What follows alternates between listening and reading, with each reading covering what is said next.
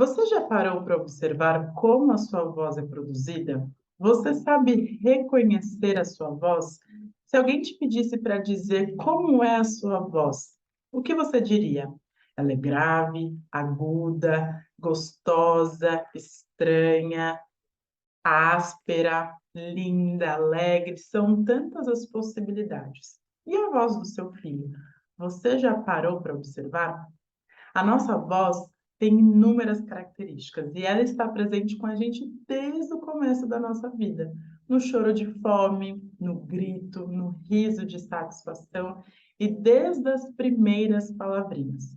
A nossa voz, ela também é produzida e desenvolvida, ela é aprendida.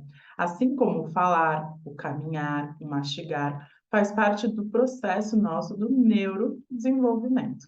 A gente começa com uma voz na primeira infância, essa voz se transforma e chega a uma voz na vida adulta. E olha só que interessante, a voz também pode envelhecer, porque ela faz parte do nosso processo de desenvolvimento. Nossa voz é formada por estrutura anatômica, fisiológica e pelas relações culturais e sociais também. A gente aprende vozes. Do ponto de vista anatômico, ela é produzida na região da laringe, a partir da movimentação das nossas pregas vocais, e ela é transformada em toda a região de cabeça e pescoço. Por isso que a voz de uma criança é diferente da voz de um adulto, porque a criança tem uma laringe menor, um pescoço menor, uma prega vocal menor e toda essa caixa de ressonância menor. Por ser menor, é muito esperado que a voz na primeira infância seja mais fina, mais aguda, e com o desenvolvimento, com o processo de desenvolvimento, de envelhecimento, a voz costuma ficar mais grave. Mas isso depende também de pessoa para pessoa e dos modelos que a gente recebe. Você já reparou que é muito comum nós termos as vozes parecidas com os dos nossos pais? Porque de fato ela é um modelo. A gente aprende, a gente escuta e a gente imita aquela voz de maneira inconsciente. A questão é, a gente precisa ficar atento como é a produção dessa voz, porque existe um padrão adequado, existe uma normalidade na produção da voz para que ela seja saudável. Não que exista um padrão a ser seguido, mas existe uma voz saudável e uma voz que de alguma forma está meio machucada e a gente precisa ficar atento a isso. Deixa eu te contar uma história. Quando eu era criança, eu tinha uma voz de criança, uma voz mais fina, mais aguda. E eu convivia com pessoas que tinham vozes normais, entre aspas. Tinham vozes comuns, mas eu assistia televisão e era uma época em que nas novelas existiam muitas mulheres com voz tanto grave quanto aguda, mas eram vozes roucas. E eu achava aquela voz linda. E não somente eu, mas a sociedade também achava. Era muito comum a gente observar pessoas falando sobre as vozes daquelas mulheres. E eu queria ter aquela voz. Então, eu, como alguém que gostava muito de brincar, de falar na frente, de acampar, eu aproveitava esses momentos de muita interação com muitas pessoas e falava muito alto. Gritava, na verdade, eu elevava a intensidade da minha voz. Porque eu percebi que quanto mais alto eu falasse, mais a minha voz ficava rouca, mais diferente ela soava. E eu gostava do resultado daquela voz.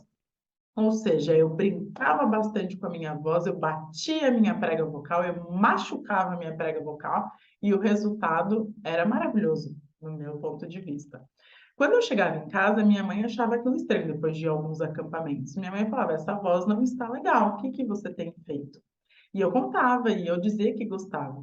E minha mãe, o que ela me dizia era que aquilo não era legal, que não era bonito, inclusive para minha idade, porque eu ficava basicamente afônica, ou seja, sem som, mas eu achava maravilhoso.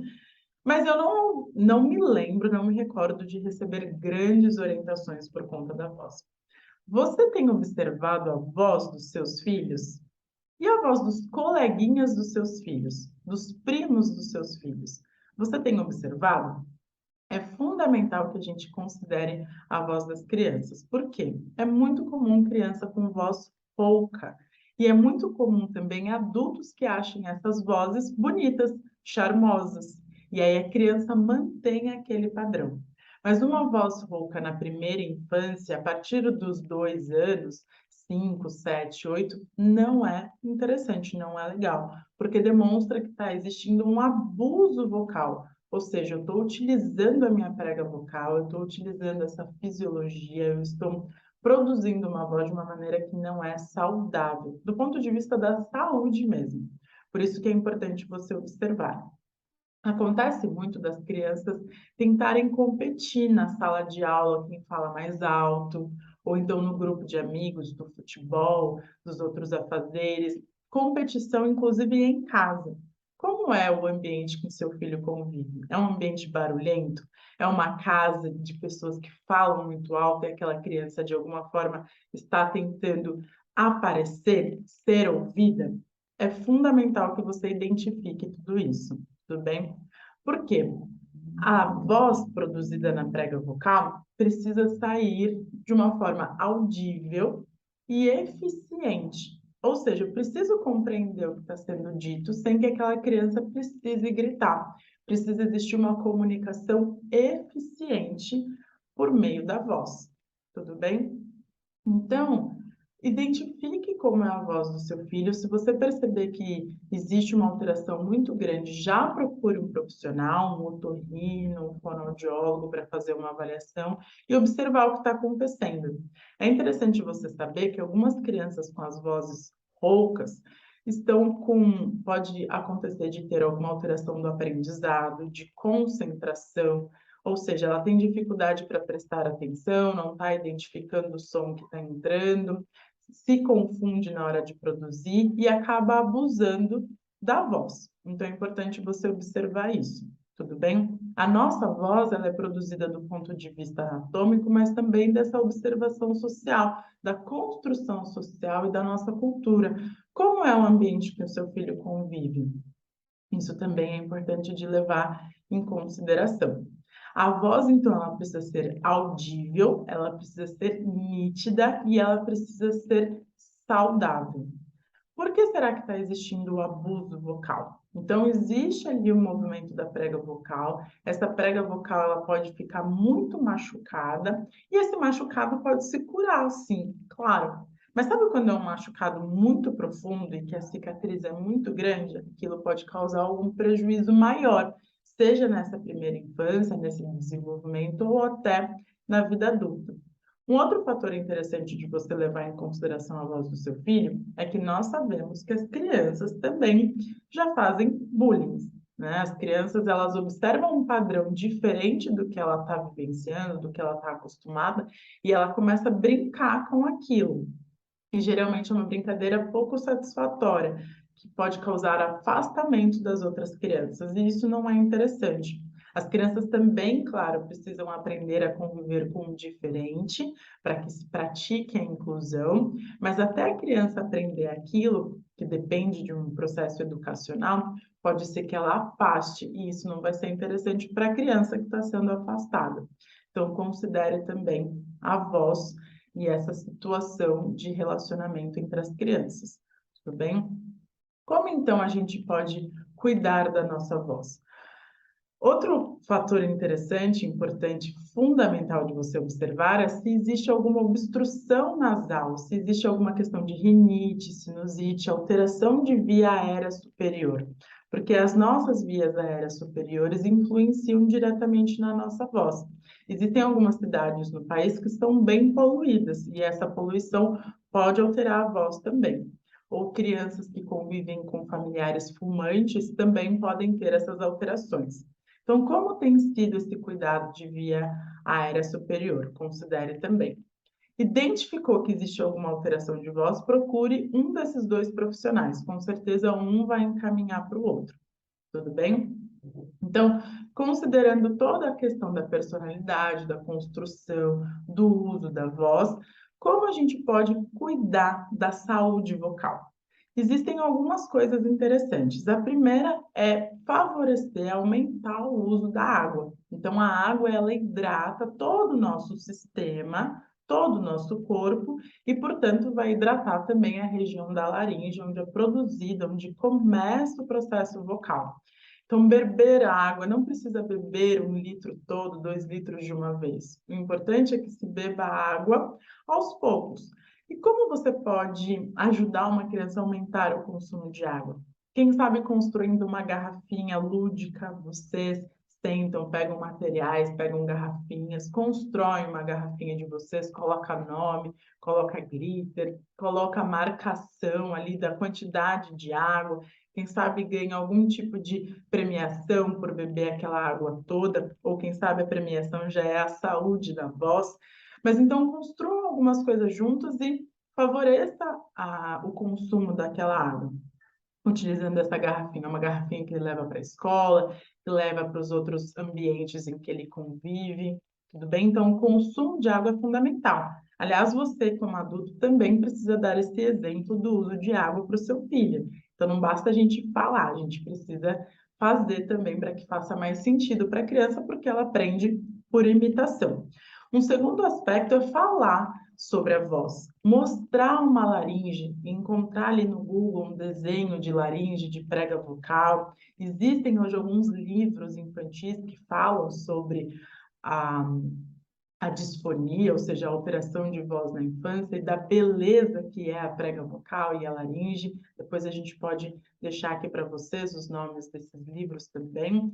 Então, conversar sobre a voz com a criança, mostrar a laringe de uma forma dinâmica, desenhar a prega vocal e se conscientizar da importância que é a voz. A voz faz parte da comunicação. A voz que a gente utiliza para falar na frente da sala de aula, é a voz que a gente utiliza para conversar com os colegas, é a voz que a gente utiliza para pedir, para conversar, para contar o nosso dia a dia para os nossos pais. Então, se conscientizar da importância da voz e de como ela é produzida.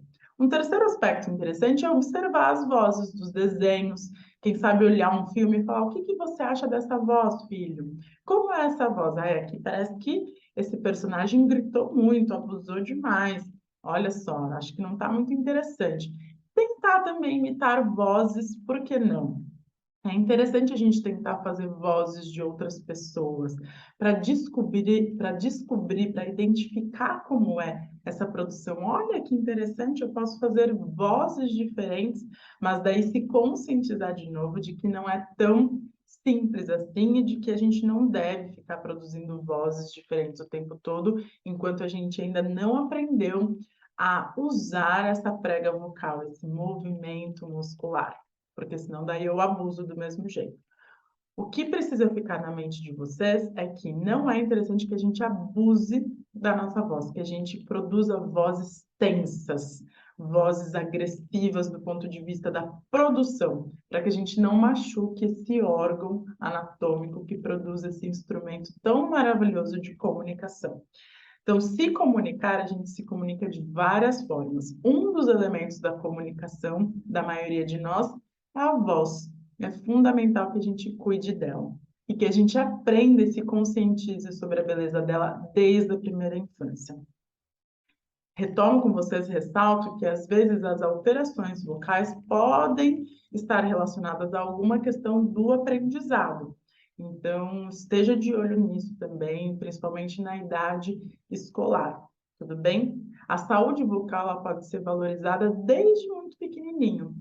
Percebeu que a criança chorou e a voz mudou? Fique atento. Percebeu que a sua criança chega da escola com uma voz muito rouca e depois que ela descansa, que ela passou o dia ali com você, a voz muda? Fique atento também, tá? Observe também o comportamento no geral da criança e a sua personalidade que está em formação.